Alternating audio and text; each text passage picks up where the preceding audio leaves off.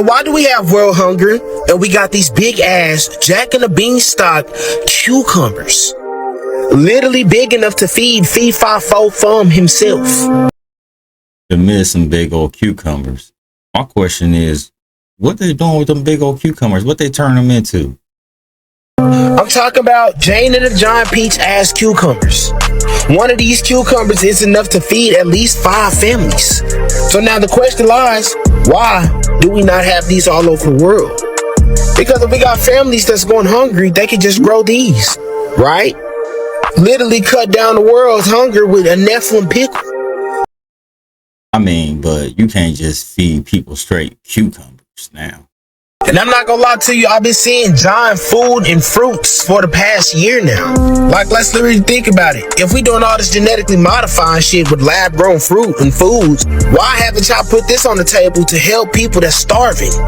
You know, I just got questions.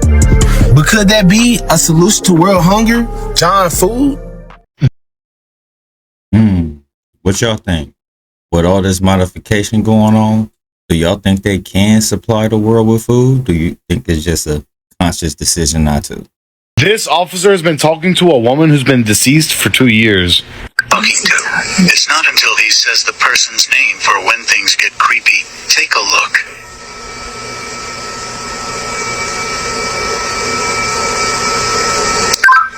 Dispatch to 329.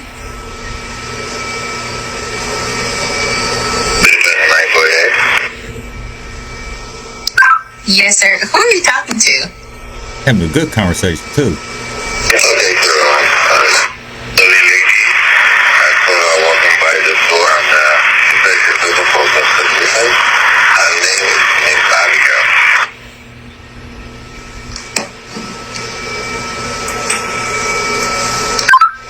Did you say Miss Abigail? There's no one there Yes, ma'am. that we can see. She wants to see Mr. Griffin, and I told her that the campus is closed, that she should come tomorrow morning, and she might see Mr. Griffin. Are you sure you're saying Miss Abigail? Like, she's been passed on for 2 years now. Come again with that, please? Miss Abigail she died 2 years ago. You mean you can't see the person in front of you? No, there's nobody in front of you at all. Hey now, that kind of gave chills up my body. Can y'all imagine being him talking to Abigail? But I don't know if it was staged or not because that name is very peculiar for some reason. But if it wasn't staged, man, I'll be thinking about that every night. I definitely wouldn't go back to that job at all. Look at this. Oh, it's playing on my phone. What the hell? It's all of them in that parking lot. That's so scary.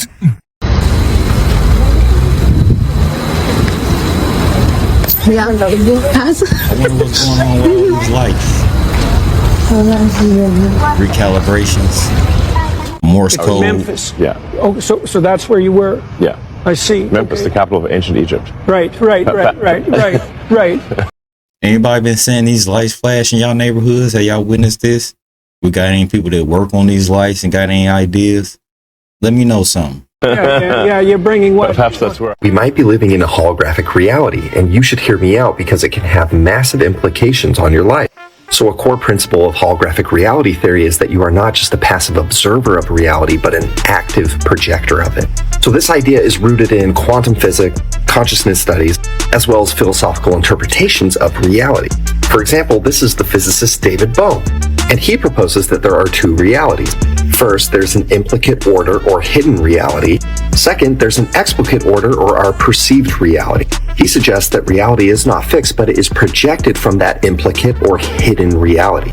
We, through observation and perception, shape how reality unfolds. You can think of it this way. You are a film projector. The light of your Hold on, let me try something real quick.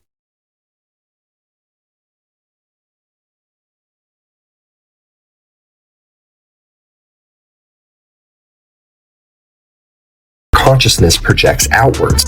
The film reel represents your thoughts, your emotional state, your beliefs. What you project onto the screen is simply what's on the reels. You are a projector. Your mind, thoughts, perception act as a lens through which reality takes form. And within a hologram, the reality that you experience is a reflection of the energy and information that you project. Now, from the dawn of time, every philosopher and their dog who has known anything has talked about how your thoughts can shape reality. This is one of my favorite books called As Man Thinketh, and it literally says the outer world of circumstance shapes itself to the inner world of thought. Both pleasant and unpleasant external conditions are factors. Or this, man is buffeted by circumstances so long as he believes himself to be the creature of outside conditions, but when he realizes he is a creative power and that he may command the hidden soil and seeds of his being out of which circumstances grow, he then becomes a rightful master of himself.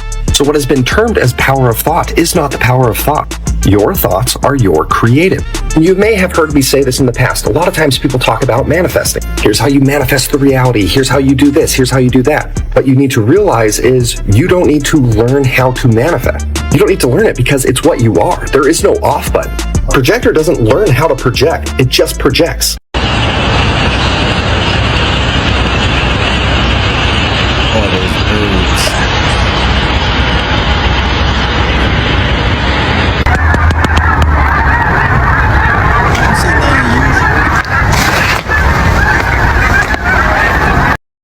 Definitely, like, I can remember being a kid and seeing the birds migrate, and I used to see all kind of unusual patterns. Like, honestly, I don't even see birds migrating as much as I used to as I was a kid, because there used to be swarms of them going everywhere. It was crazy.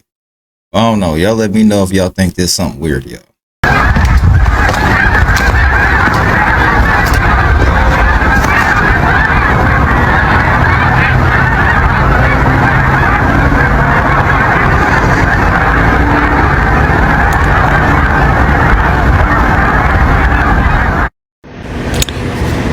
What is this?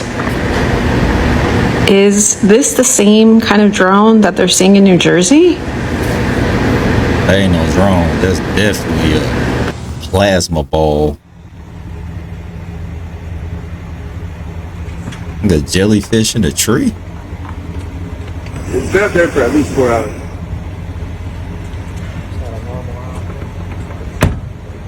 You can see it moving. I think This definitely look like lights flickering in there. I've never seen a drone like that. Definitely weird. Have y'all seen anything like this?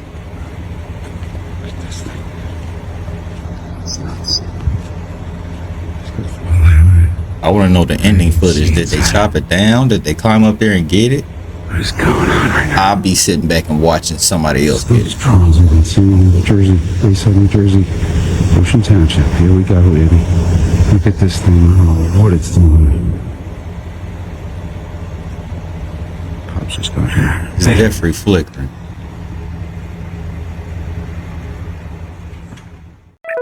Look at that. He is spraying the sky again. Bro, this is fucking crazy, man. Look at this guy. Like it's dropping something.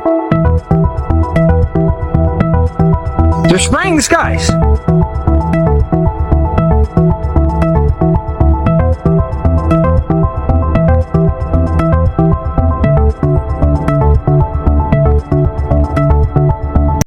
I can tell you one thing, over the past 2 years, you've been seeing a lot more footage coming from the skies.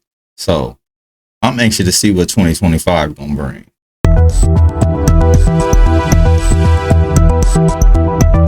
Look, he just sprayed that. Is reality just a simulation and God is a quantum computer? This is just one of the thousands upon thousands of articles and research done trying to say that we are living in a simulation. Why are scientists thinking this, especially quantum physicists? It's because the universe actually operates through numbers. A universal language would be math. So if an alien civilization came out of nowhere, how we communicate with them? Math. Now think of a computer system. It also uses math and numbers. Think of binary codes. That is basically the language, the DNA of the computer. Just like how math and numbers is the coding and the DNA of the universe. So what if this 3D reality we are experiencing right now is actually just a very, very complex quantum computer? And this body right now is just an avatar for you to experience what the 3D world is like. We live in a 3-dimensional plane. And when you play video games, that's also a 3-dimensional plane. It's just in a computer screen. And you know what else is interesting? The soul is often described as a ball of energy that gives you consciousness, that helps you run this avatar. And if we really are in a simulation, do you know what this little avatar is being run by? The electricity currents from the computer. So imagine the electricity currents from the computer is actually your soul. If you watch the movie The Matrix, you're familiar with this character, the architect. The architect in the movie is actually the creator of the Matrix. It is the creator of the fabric of that existence that traps the souls in. Technically, if you think about it, the architect is God. If you were a video game creator and you were coding your game and you started playing it, technically it's God. Whatever characters you're playing, you are its creator, you are its God, you are the architect. Because who's to say that the characters in the video games aren't conscious? Sometimes I wonder about that. Like, what if we create these games just think we playing some game, but the whole time we really created another conscious being? And the crazy stuff y'all be having people doing GTA, because I know when I play, I be trying to get 5 stars every time. I don't know about nobody else, but I don't play video games like that. But that's something to think about, man. There's this movie called Free Guy starring Ryan Reynolds, and it's a movie about a non-playable character, a video game character that has no consciousness suddenly gaining consciousness.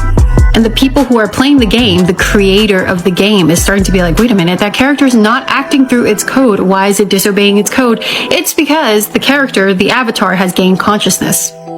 What if us human beings and everything around us is just the Matrix? It's just a programming that was created by a creator God. That creator God used a very complex quantum system and created this 3D reality and is controlling us through it. Why do you think there are elites? Why do you think there are cycles to this existence? For example, astrology. Why do you think things happen in patterns? It's almost as if something programmed it, didn't it? What if we're just video game characters that we're not? She keeps saying why, and then try to elude. Supposed to wake up. And now that we are, the creator of this video game is starting to panic and starting to want to control us even more. Okay, so here we go again with another one of these. And as you know, I mean, this footage is definitely not fake. There have been several videos, even a news broadcast of this same type entity or being or portal or plasma, UFO, whatever you want to call this thing. This has been in several different videos. This is different footage. This I just received today. And I'm like, man, what is this? I'm starting to wonder about my old theory of maybe these drones are out here investigating these things. Could it be possible? Are the drones being put out to investigate UFOs or investigate these portals? And who's causing these portals? Are these interdimensional portals or wormholes or something? Or time travelers coming through? I mean, what could this be? I mean, you know, that's one thing I think about, because I see that we focus a lot on just the vehicles and not who's running these vehicles. You know what I mean? But right there, that looked like a lemon. It definitely like a lemon. I know that sounds crazy, but hey, maybe it's not that far-fetched. Once again, though, I mean, same stuff over and over. We're seeing these same things. And look, there's a lot of fake videos out here right now, but at the same time, there is some real footage. You can Google this stuff. You can TikTok it. You can YouTube it. You can Instagram it, all of this, and you will see that there are some authentic videos. This is one here, authentic stuff. And they're standing there like, hey, what is this? People accusing people of it being the moon and other things like that, and it's not. Guys, I don't know what to tell you. Do you think this has anything to do with the drone sightings, or is this a whole separate, different thing? Leave your comments. So people are now calling the orbs in the sky plasmoids. What is a plasmoid? I don't know if these are even real pictures. I'm just seeing them. This account is trying to say that these are the orbs that we are seeing in the sky. But I got interested on what is a plasmoid. Apparently plasmoids can happen in nature and we can create them in labs. People are also saying that just because of their size does not indicate how strong they are. So they can be itty bitty and super powerful, or giant massive things and be very weak. Some scientists call galaxies plasmoids. And they're saying that they can be used for interdimensional travel. The government and aliens are working together. They can be used for interdimensional travel. Like, so do you have to capture them and then like attach yourself to them, or do you just tag along, or how do you do it? You like talk to them like, hey buddy, can I? This is an orb brought to you by ABC 7 News, and there are only one of two possibilities, in my humble opinion, on what this is. And I'm going to get into it in this video. Here's the same thing, just with a closer view. And let me first start by saying, I don't think there are many people in this entire realm that have the ability to bring to you the information I am going to in this video, because I've been investigating this exact phenomenon for Oh no, I can hit up my plasma lady. I bet you she got him beat. the past 2 years. It all started 2 years ago when I was waking up and I was asking the heavens to show me a sign that there was more to this place than what we're told. And lo and behold, a literal pulsing orb of light showed up in my presence and seemed to be trying to communicate with me. You can see here. This wasn't a balloon, this isn't a weather balloon, this was some sort of pulsing orb of light. And seeing that orb sent me on a quest to investigate what this world really was. And the next place I went was the stars. I started investigating the stars. And this is what a star actually looks like for people who have never looked with their own eyes. And you know what's in these stars? Dogs. There are dogs in stars for some reason. What? So all dogs do go to heaven? And you know where there are also dog images? In those orbs that are much closer than the stars. And you might be able to see them here, and if not, I'll show you closer in a second. But there's a nose and two eyes. There's a literal dog face. And there's a dog face in every little shimmer of this orb, just like in the stars. So you telling me that the stars are just straight dogs? Here's a side-by-side of Sirius, the dog star, and that orb. And let me point this out, just in case you don't see. There's a little nose and mouth and two eyes. So a dog head here looks pretty similar, too. There's a little mouth and nose and two little dog eyes. And in my humble opinion, moderators, my opinion, the reason the drones are up there is they are investigating these orbs. And if you didn't see my post on how these exact drones are a US patent, go check that out. I don't think they necessarily investigating those orbs. I think it might just be them test running some kind of company they gonna come out with where they transporting stuff. Cause you know, Amazon just announced something about transporting packages through the sky. So I think it just might be a test run, man. Now here's where we get into the what the heck are these? In my opinion, like I said, there's only two possibilities. The first option, and the one I lean a little bit more heavily towards, is it's spiritual in nature. We are all spirits with souls inhabiting these meat suits of a body for an experience. And maybe the veil is being lifted a little bit and we are able to get a glimpse a little bit more than we usually do into the spirit world. Have you ever seen what it looks like at the moment of conception when a sperm meets an egg? Kind of looks like our energetic frequency soul being comes into our... If that's what it looked like, it do look like a light just switched on. That's weird. New bodies. Now here's option two, and the one I don't like, but we need to keep an open mind to. Maybe these are holographic in nature, and maybe there are dogs in there because the controller of this world like to mock God every chance they get. And well, God spelled backwards is dog.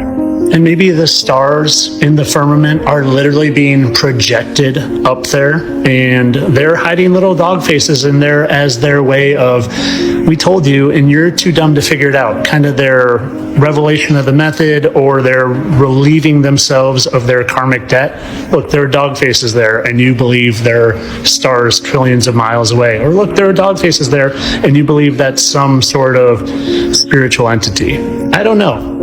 What I do think, though, is they know exactly what these are. And I think something even bigger is on its way. And this is where I like to say, what do you do now? What's next? How do I know what's true and what's not? Well, there's some things that God has given us, and things like fasting will give you a higher level of discernment. You will be able to literally tell real from fake because you will have a closer connection to God. And another thing you can do is pray. I've fasted and I've prayed, and God has literally shown me things. There's a secret wall in Lebanon. It's 2,900 years old. This thing is made up of 800 to 1,000 ton stones. It's part of a very ancient temple called Baalbek. Story goes, Phoenicians built it, then the Greeks, then the Romans, but these prove this all wrong. Assuming technology advances, the last people to inhabit it, the Romans, could not have built it. So I asked ChatGPT to prove it mathematically. And it did. You're about to watch GPT. You remember what's like X Siri, X Google, X Yahoo. the narrative of history crumble underneath the weight of the Baalbek stones, which were impossible to lift with the Roman crane. You would need 100 of these around one of these stones to lift it. Those cranes would need a 13-inch diameter iron rope. That's the math. Given the materials, there's no evidence for that. But if they did, you would need 5,000 humans operating cranes simultaneously to lift it up. Without steel rollers, you would need 3,300 people to move one block horizontally to get that perfect fit. That seems doable. But all those guys have to be pulling one direction around 100 cranes lifting one block, and with the 5,500 other dudes working the cranes. Those limitations, with the materials they had at the time, make this problem impossible to solve without our tech. Here's where it gets good. The last time that we did it was this little guy in Los Angeles. The 340-ton boulder took 3 trucks to move. The trailer had 196 wheels and needed to be that big so it didn't break the roads it drove on. They also didn't lift the stone, they dug it out. The back wall of Baalbek that nobody sees, they did this 3 times with stones 3 times the weight. 10 times with stones twice the weight on another wall, and then another 10 times inside the temple. I know what you're thinking. Concrete. Wrong. That's the quarry with stones that are bigger. It was that easy. Maybe they did it to wake us up, get us arguing so we could figure out who we really are and where we really come from.